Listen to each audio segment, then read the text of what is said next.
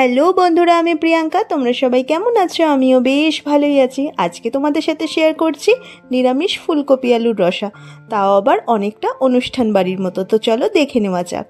প্রথমেই ফুলকপি আর আলু কেটে গরম জলে হালকা করে সেদ্ধ করে নিয়েছি। আর এই দিকে গ্যাসে একটা কড়াই বসিয়ে বেশ কিছুটা তেল গরম করে ফুলকপিগুলো দিয়ে একটু নুন হলুদ দিয়ে ভেজে নেব।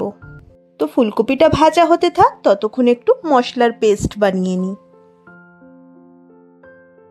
তো মশলা বানানোর জন্য আমি নিয়ে নিয়েছি শুকনো লঙ্কা, কাঁচা লঙ্কা, টমেটো, চারমগজ, ধনে, জিরে, এলাচ আর দারচিনি। এবার এই সব মশলাগুলোকে মিক্সার গ্রাইন্ডারে দিয়ে একটু জল মিশিয়ে পেস্ট করে নেব। আর হ্যাঁ, এর মধ্যে আদাও দিতে হবে, আমি ভুলে গিয়েছিলাম, তাই এখন দিয়ে দিচ্ছি একটুখানি আদা। এবার পেস্ট করে নিচ্ছি।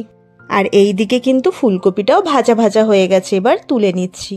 এভাবেই দুবারে আমি সমস্ত ফুলকপি ভেজে নিয়েছি।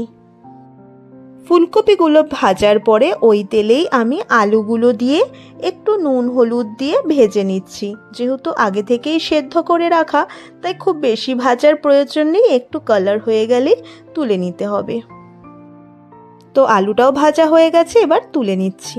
সব ভাজাভুজি করার পর তেলটাকে একটু কম করে নিয়ে ওই তেলের মধ্যেই জিরে, তেজপাতা, এলাচ আর দারচিনি ফোড়ন দিয়ে তাতে দিয়ে দিচ্ছি বেটে রাখা মশলাটা, আর দিচ্ছি বাটি ধোয়া জল। আর এবার মশলাটাকে ভালোভাবে কষিয়ে নিতে হবে।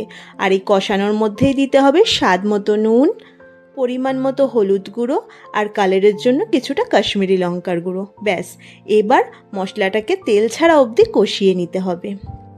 মশলার গা থেকে যখন তেল ছাড়তে শুরু করবে, তখন এর মধ্যে সামান্য একটু চিনি দিয়ে দিচ্ছি। আর দিয়ে মশলাটাকে আরও ভালো করে কষিয়ে নিচ্ছি, একদম কাঁচা গন্ধ চলে যাওয়া পর্যন্ত।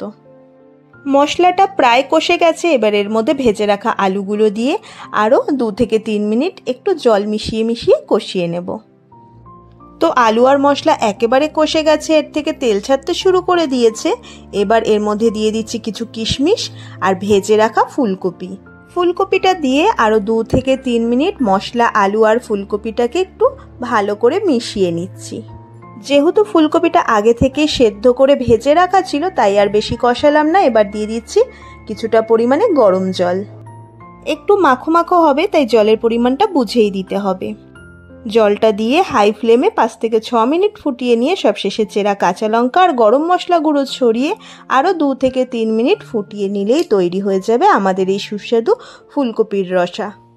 ব্যাস, এবার নামিয়ে গরম গরম ভাত, রুটি, পরোটার সাথে সার্ভ করুন।